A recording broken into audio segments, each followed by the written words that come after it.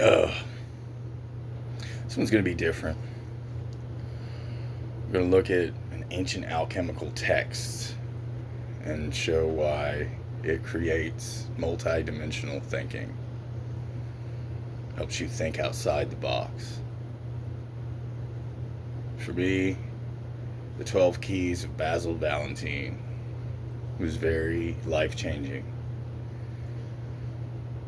As an alchemist, you have to approach these ancient texts with the knowledge that it's a riddle. So I don't have a clue what the fuck it really says. You know, there's art.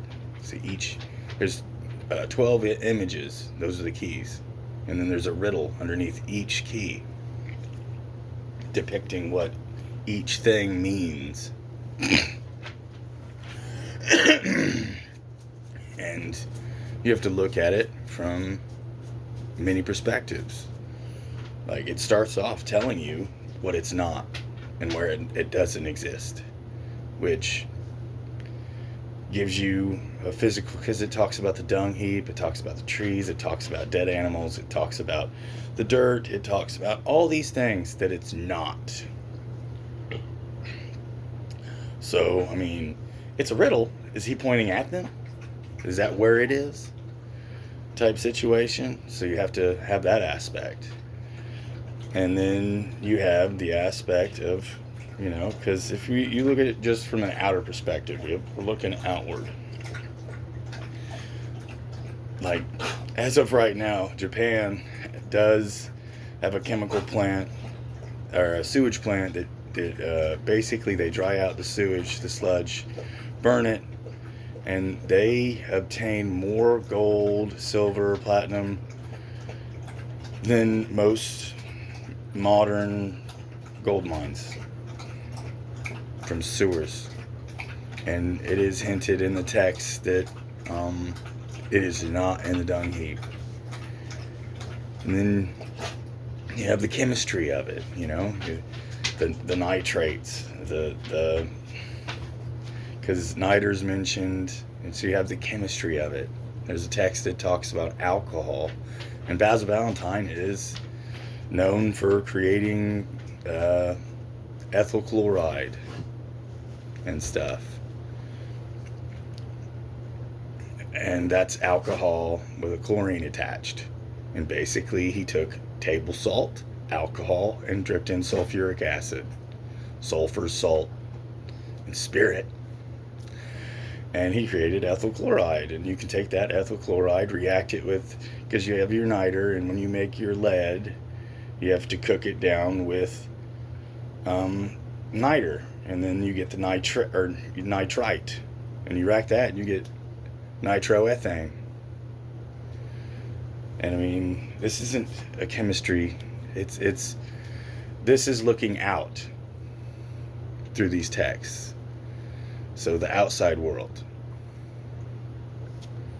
If we step back and realize our vessel isn't the outer vessel, and we look at these transcripts or these texts as the body is the vessel, which is also, so now the riddle is about you and your physical.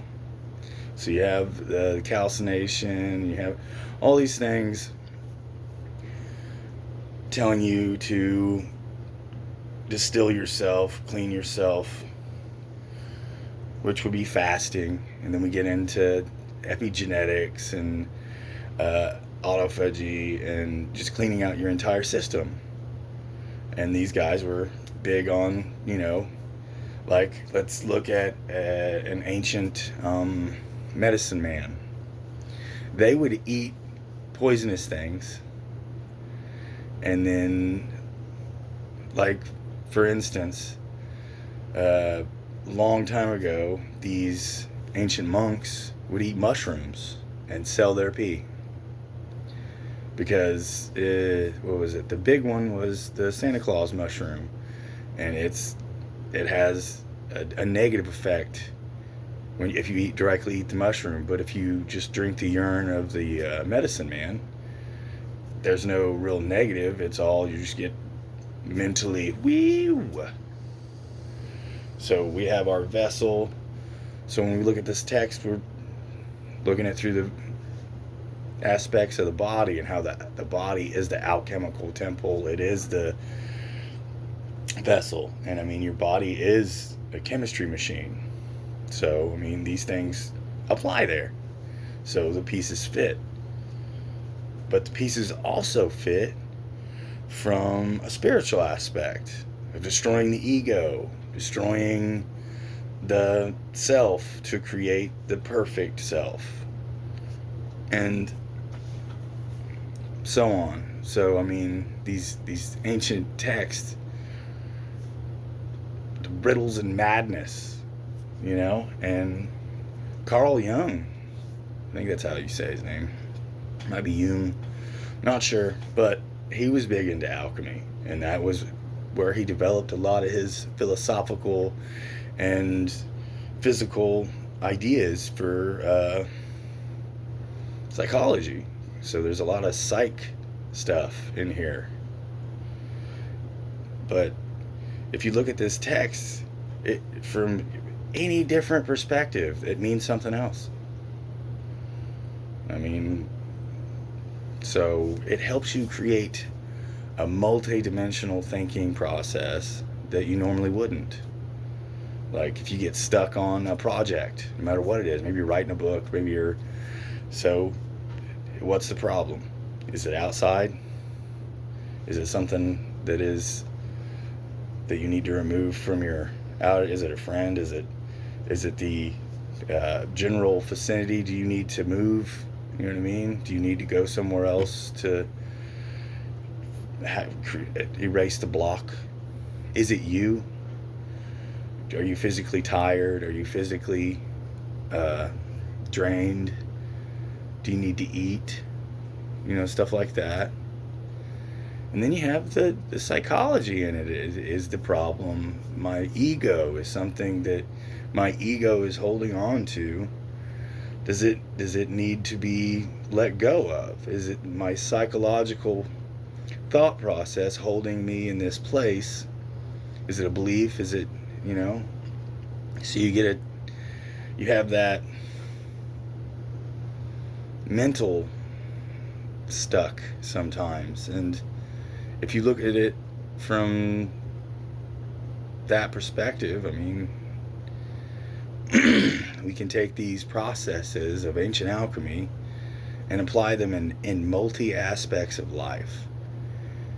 And there's, you know, the multi-dimensional aspect of all of it.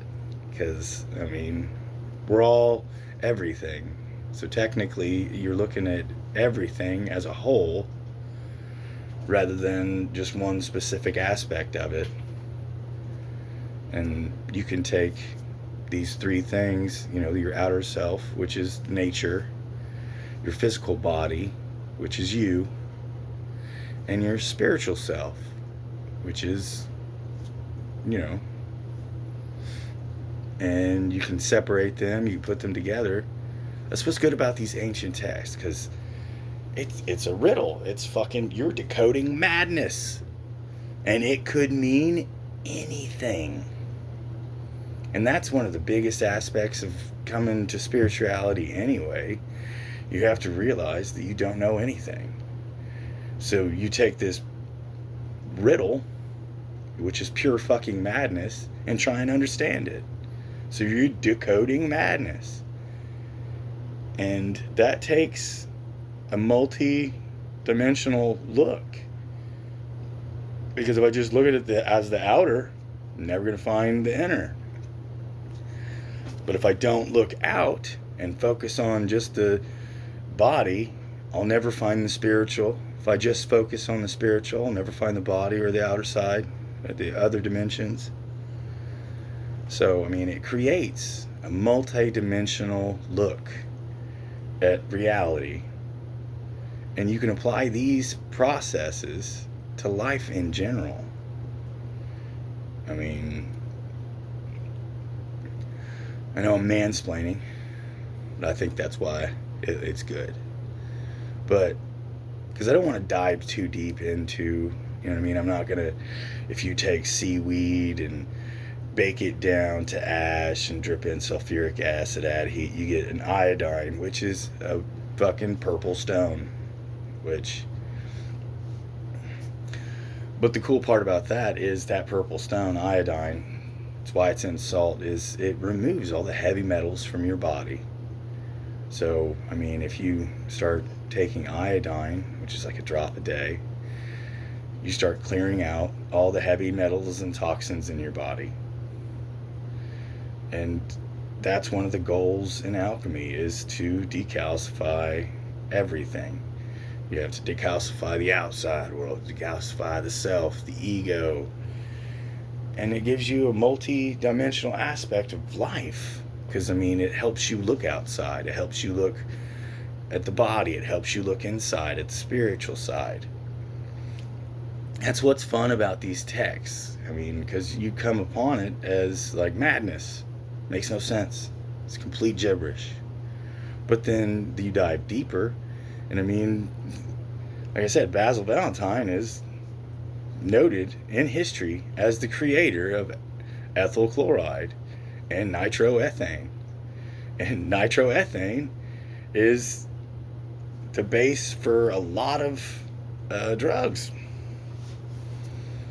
If you want to learn more on that, there's a guy named Kim Delic on YouTube, and he does chemistry, and he walks through a lot of chemistry. And I mean, that is the outer aspect of alchemy. I mean, because it's physical science, it's you have your salts, you have your halogens, which iodine, chlorine, bromine, they're all halogens. But that is chemistry. That is the beginnings of what chemistry is today. These guys were hiding. There's texts that basically describe creating a miniature clone of yourself. And in modern times, they've basically taken what that was and actually made it work. That's why we cloned the goat or whatever. And that's the outside. And then you have your body, which, you know your body better than anybody. And cleaning yourself. And I mean, today, the modern version of what immortality may be is similar to the alchemical process. I mean, they give you a pill to clean your body, and then they flood you with stem cells. And if you just fast and let autophagy happen, you are going to cleanse your whole system. And the hormones and stuff that's in your urine, which your vessel, you're the fountain, blah, blah, blah. And this is just a second aspect of alchemy. I mean, and you have the ancient medicine man aspect, where you can use your body as the alchemical vessel, and like mushrooms and so on and so forth. There's a what's his name? Schuligan. He's the guy that made MDMA in a volcano. He wrote a book, and it basically walks through like nitro alcohols make psychedelics and stuff. And where's it going with that?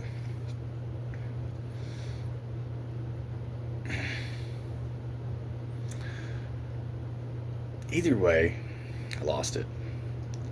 It's about multidimensional thinking. You take one problem and you can look at it from so many different angles.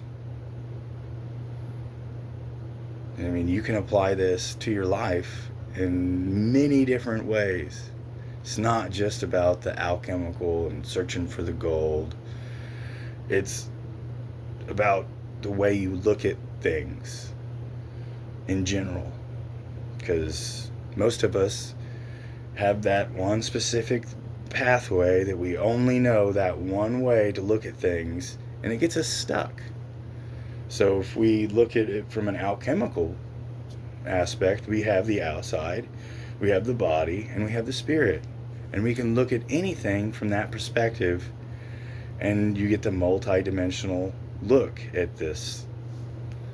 And I mean, you can use it in art, you can use it in teaching yourself, you can use it in teaching others, you can use it in every aspect of life. And I mean, especially if you're creative, you want to be an inventor, you want to be an artist, there's so many different things that this helps you apply that multi-dimensional thinking to. And it's just to trying to, because it's deeper than just alchemy. I mean, because you can take these riddles, they're in the Bible, they're in the other ancient Indian epics, they're in the Chinese books. All these ancient texts have these hidden riddles, but it gives you a sense of because when you get this text and look at it, it's madness. So you have to accept that, magic might be possible. And I mean, magic is misunderstood science. And if you are completely clueless to this text, everything in it is magic. You just have to decipher it and make it science. That way, to you, it's no longer magic, now it's science. And, I mean, I'm hoping this helps people. It may not. It may just sound like the ramblings of madness, but the goal with alchemy is to create that multi-dimensional thinking. Because you can take that way of thinking and it creates, because we get stuck in that box, and we have that, I do this one way, and that's the only way I can do it. And then someone comes along and it's like does something weird, and you're like, how the fuck did you do that? And it's because they have a different perspective of the way that things should be looked at. And if we can create a multi-dimensional way of thinking, we can create way more ideas. So, I mean, I don't know. I hope this helps. For me, it altered the way I think about everything. So, I hope that it helps you. Because it's not about discovering alchemy, it's about discovering you. So I tried not to touch into the alchemical lingo or anything. It's more about looking at things from a multi-dimensional perspective. And that could be anything, not just an alchemical text.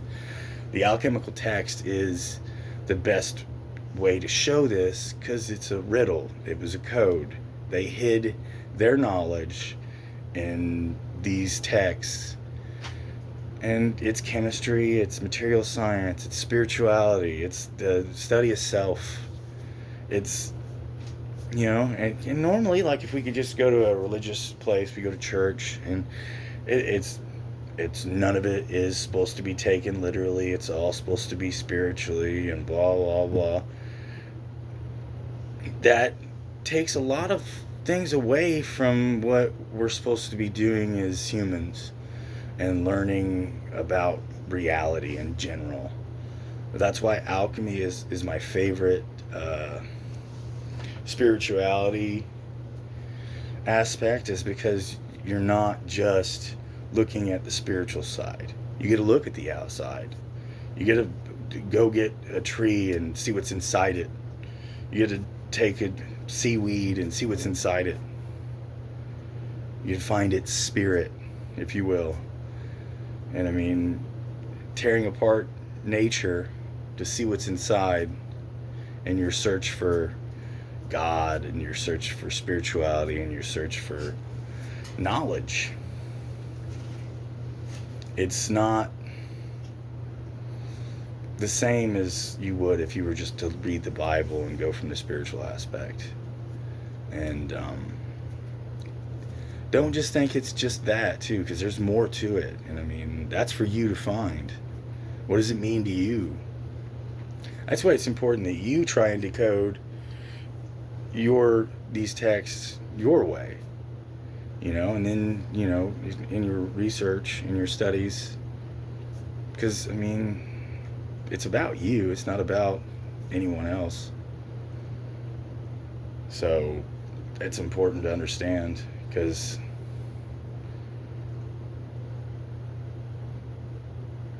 no, it's just important.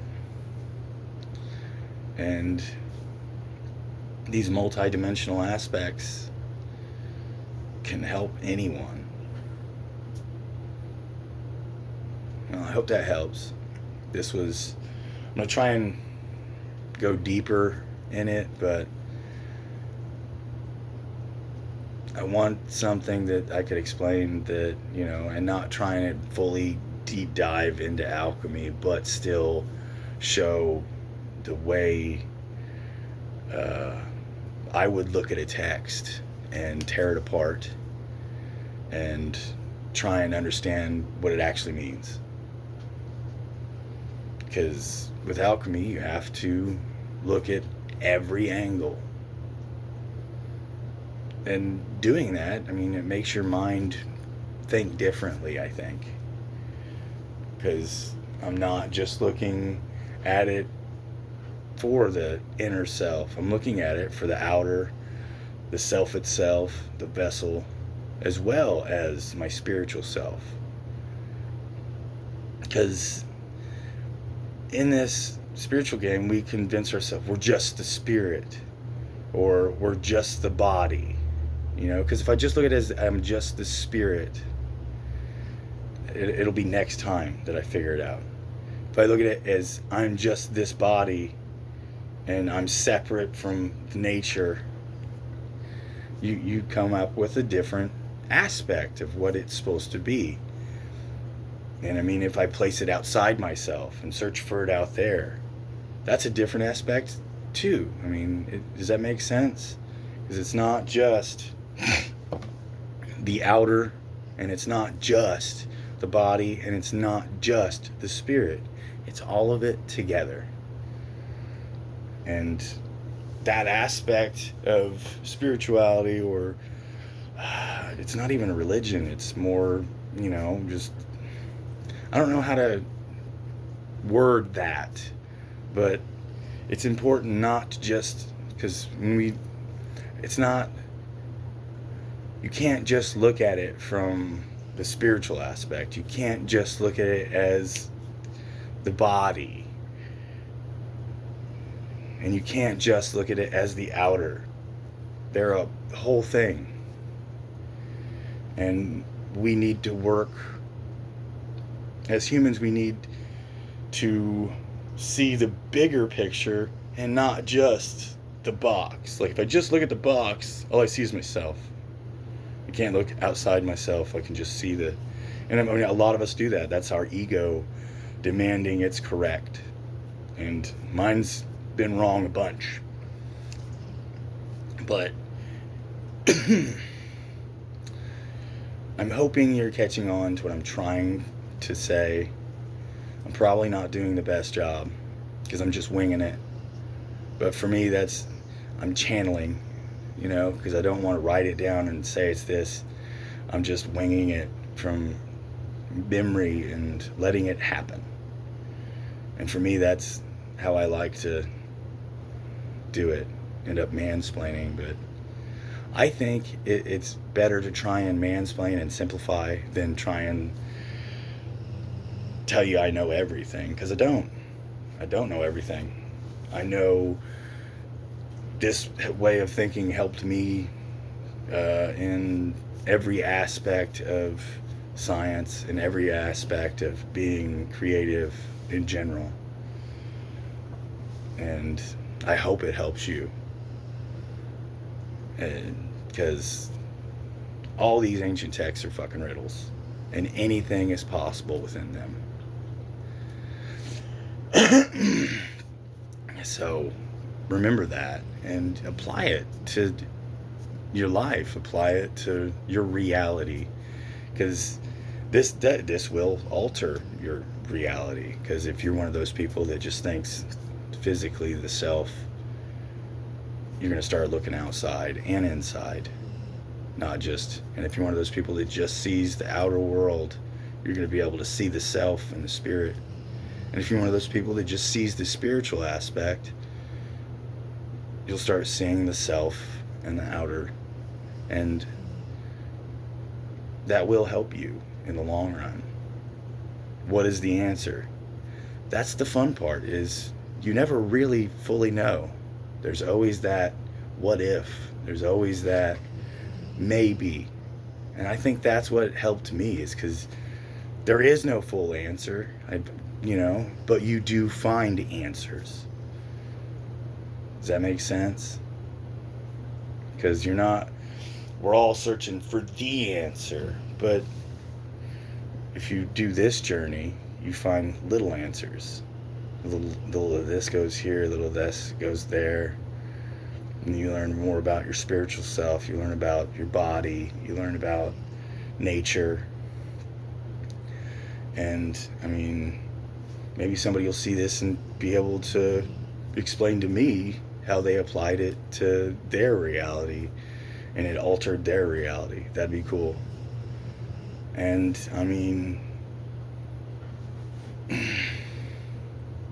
you can definitely, like, if you're writing a book or something, you can apply this thought process. If you're, or if you're an actor or whatever, it helps you see more than just one side, because it's a pyramid. We think it's only got 4 sides, but it's got 8 because of angles, and we just missed it.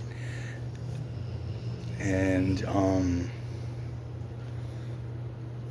you can take this and decode life, because everything's a riddle. There's a hidden message in everything that we see around us.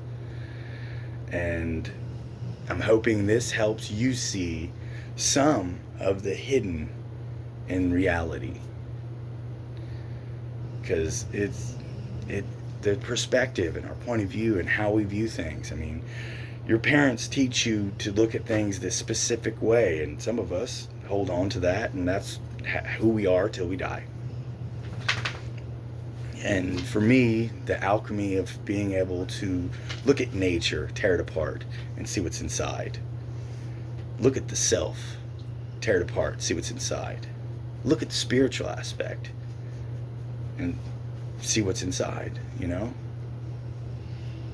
And I don't know, I hope this helps you. I know it was a big mansplaining, and to some people it may sound like nonsense, but to others, I hope I opened your third eye to see the bigger picture. Because it's not just one thing. It's not just you. It's not just nature. It's not just your soul. But all 3 of those things do exist, and they are real. I hope that it made sense, and I hope I didn't mansplain too much, but it's what I do. It's what you'll find here.